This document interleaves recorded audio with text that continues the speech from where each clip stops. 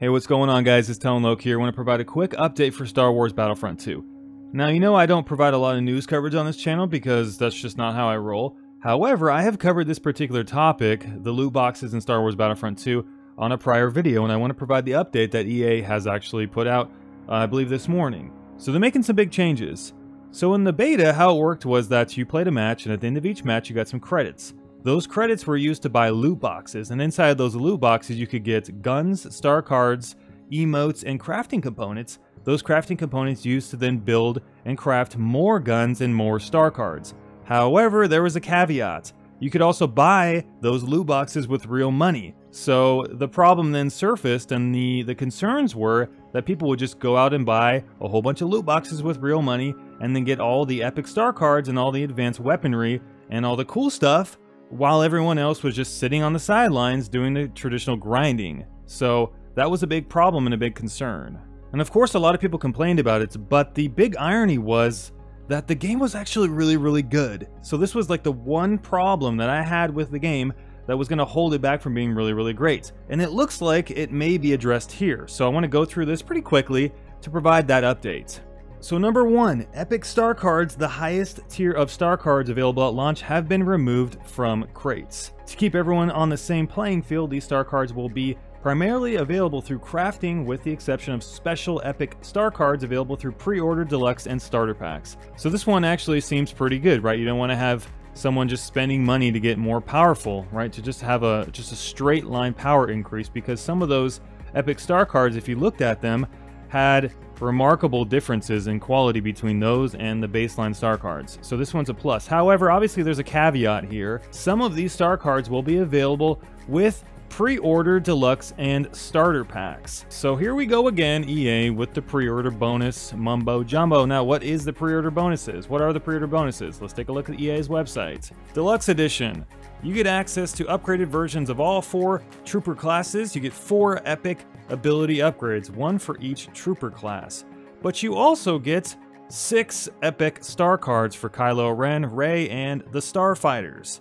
So, going back to this first bullet point, I'm not so sure if this is entirely good or bad, seeing as how that they are going to make sure no one can craft epic star cards, but then they're giving epic star cards for anyone who pre-orders the game? How do you guys feel about that? I think this is still pretty sketchy. Obviously, we live in this culture where people pre-order video games, and it's very important that developers and publishers capture that day one sale, because there's such a quick turnaround time, especially during this time of year where new video games are coming out. So companies need to grab our attention right away, and they're doing this by offering this pre-order incentive. Is it good for Star Wars Battlefront? I don't think so whatsoever. However, it's the trade-off we get with not having a season pass. So let's take a look at the second bullet point. You'll need to reach a certain rank to craft upgraded star cards. You won't be able to buy a bunch of crates, grind everything up into crafting components or crafting materials, and immediately use them to get super powerful star cards. You can only upgrade the ability to craft higher tier star cards by ranking up by playing the game. Okay, I'm on board with that. However, we just saw that if you pre-order the video game, you do get access to epic star cards for some of the classes, some of the hero classes. So this is an improvement for sure. Now, number 3, weapons are locked behind specific milestones. While a select few can be found in crates, the rest can only be attained by play. Want to unlock a new weapon for your heavy class? Play as the heavy class and you'll gain access to the class's new weapons. Now, obviously this is like traditional Call of Duty progression, right? The more you play a specific class, the more stuff you get for that specific class. So here's the bullet point I really like. It encourages you to play the class that you want, and it rewards you. Now, the only danger here is that if EA makes the weapons available in the loot crates for crafting more powerful than the ones that they give you for leveling up. So we got to keep an eye on that one for sure. Alright, so let's take a look at number 4, the fourth and final bullet points. Class-specific gear and items can be unlocked by playing as them. As you progress through your favorite class, you'll hit milestones granting you class-specific crates. These will include a mix of star cards and crafting parts to benefit your class's development. So this is kind of going in tandem with the last bullet point. Now this sounds great. You'll get a little bit of bonus for playing your class and progressing through the game. However, I just hope that these class-specific crates, the items inside them, cannot be obtained in normal loot crates. Therefore, people could buy them and get the same shit that you did for progressing through the game. So my hope is that these are locked off by the traditional progression. You play the game, it rewards you with these class-specific crates, and then you get cool shit that no one else can do, especially no one else can buy through the microtransaction system. So this one sounds really, really good.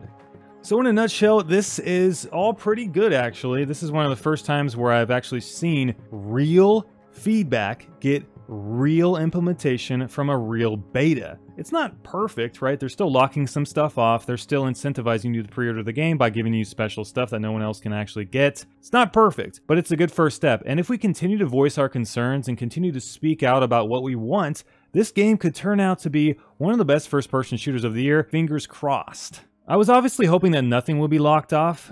All the progression would be tied to your performance, and all of the microtransactions would be purely cosmetic items. But you know what? This is a decent step in the right direction. We live in a culture where companies really need that consistent long-term revenue, so this is why loot boxes and microtransactions and season passes are in the game.